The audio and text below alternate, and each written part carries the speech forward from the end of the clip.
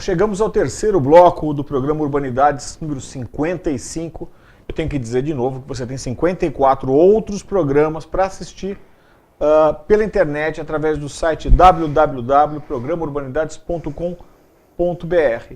Aproveito para dizer também que, em complemento a este programa 55 com o Marcos Piffer, a gente vai colocar uma série de fotos que ele nos cedeu gentilmente no site do programa, bem como links e outros materiais referenciais da obra desse nosso colega que está aqui.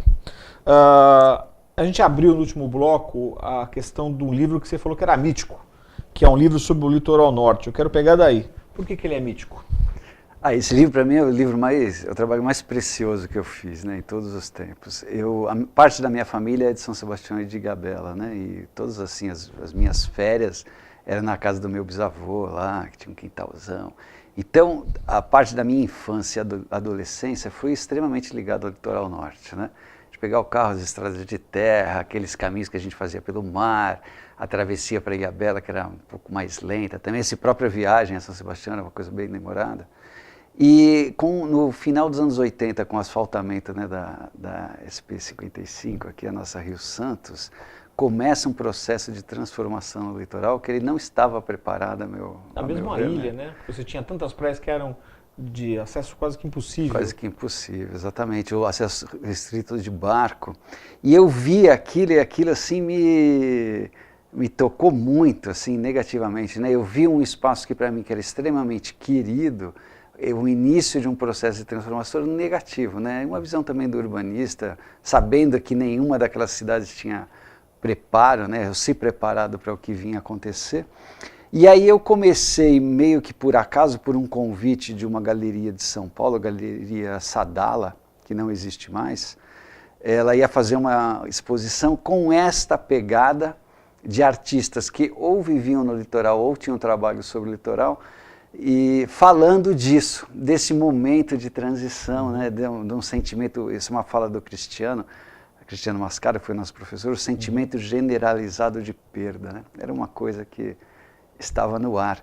E aí eu comecei a fotografar para essa exposição e vi, e isso também a minha vida na fotografia sempre foi assim, eu percebi que ali tinha uma história boa para ser estendida, para ser contada.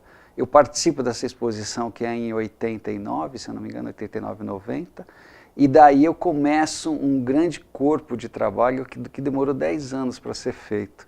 Não assim, 10 anos porque faltava dinheiro, né, nos espaços de tempo que sobravam, né, aquela coisa. Mas você já havia concebido isso como um projeto fechado? Sim, aí quando eu começo eu falo, tanto que eu chamo de Projeto Litoral Norte desde o início, falei, eu quero fotografar isso daqui, esta extensão, né, de Bertioga até o fim do estado, o limite ali de Ubatuba, eu queria ter uma quantidade determinada de imagens e vou tocando.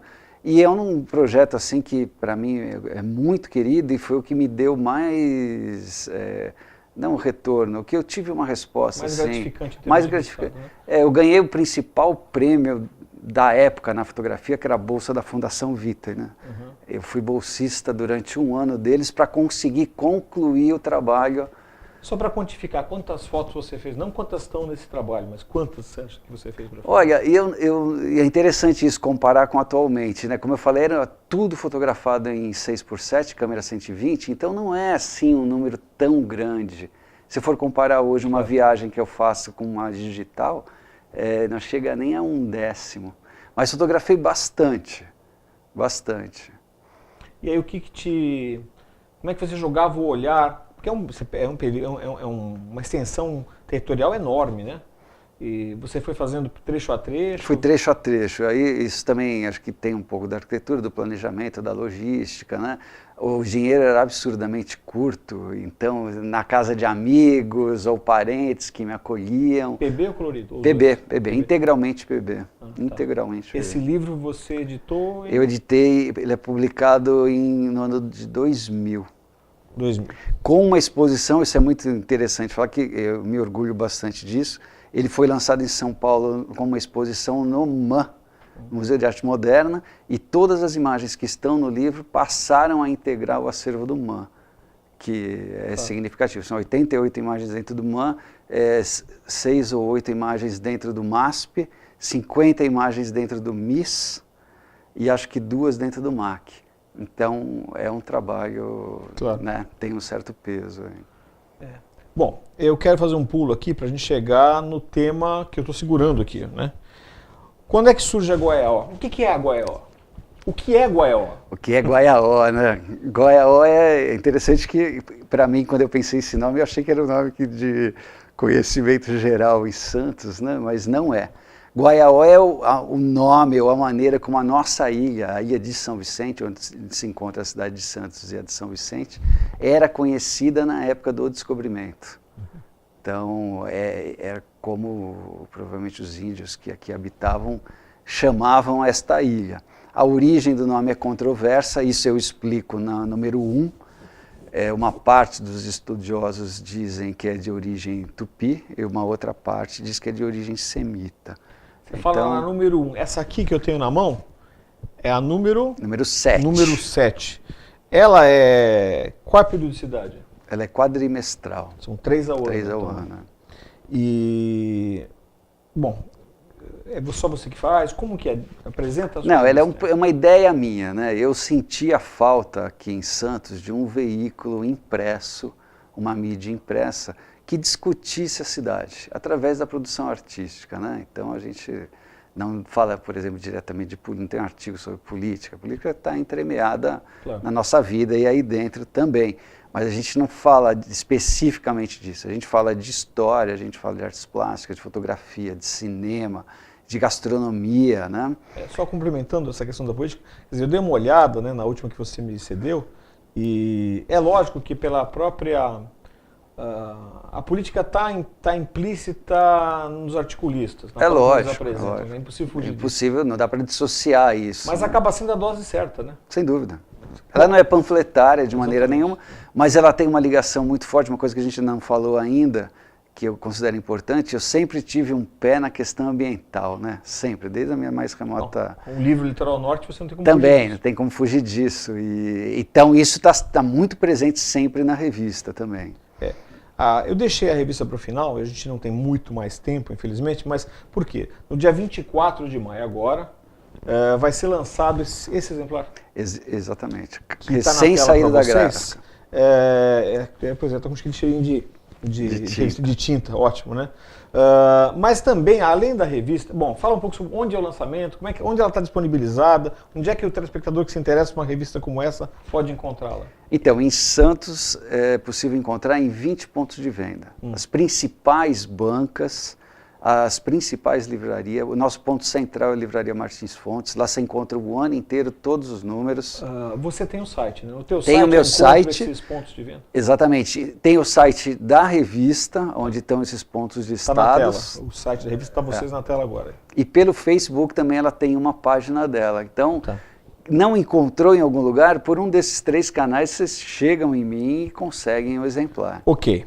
Falei da revista de 24 de maio, não esqueça, anotem aí. No site eu tenho algumas informações sobre a revista para você encontrá-la e os links para o site da revista, o site do Marcos, enfim.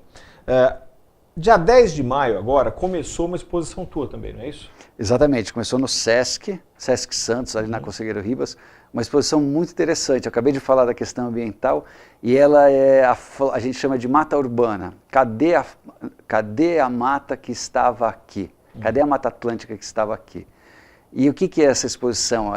Eu fui buscar o que restou, entre aspas, da Mata Atlântica original que está dispersa pela cidade, pela Urbis, né? Então aquele guaimbê que está crescendo ali na fresta do muro, ou aquele matinho que está ali na calçada quebrada, a árvore que resiste e as pessoas reclamam que está quebrando aquela, isso tudo que ainda está resistindo, né, no concreto. Quer dizer, é uma tentativa de um olhar de registro da memória das coisas, né? Ao mesmo tempo também balizado por aquela visão que o Cristiano Mascaro nos passou lá, o sentimento de perda, né? Totalmente, né? Porque este convívio da cidade com a natureza é uma questão que não está resolvida, né? E não se discute isso, né?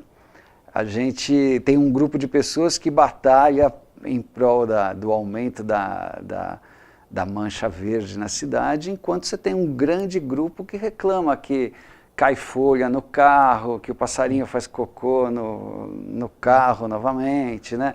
Que a árvore estragou a calçada. Então existe um conflito muito grande declarado, que falta um esclarecimento, né, da importância do verde na cidade, do microclima, de você trazer de volta a fauna, né, do abrigo da fauna. Então falta se explicar isso para que uma grande parte da população queira, né, ter a árvore em frente à casa dela. Porque a gente, como eu falei, tem um grande grupo que defende, né, plantar mais, cuidar mais, mas ao mesmo tempo hoje, em 2014, tem um grande grupo que quer que corte tudo.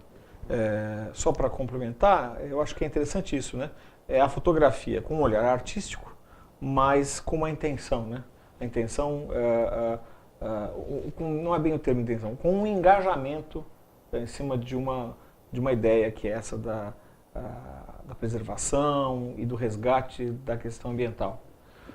Marcos, nós acabamos, né? Eu espero que vocês tenham gostado. Eu gostei de conversar contigo, queria conversar mais, quem sabe a gente possa fazer isso um outro dia, um outro formato, né? Semana que vem a gente volta. Não esqueçam de visitar nosso site e de ver as fotos do Marcos que estão lá e mais informações. Um abraço.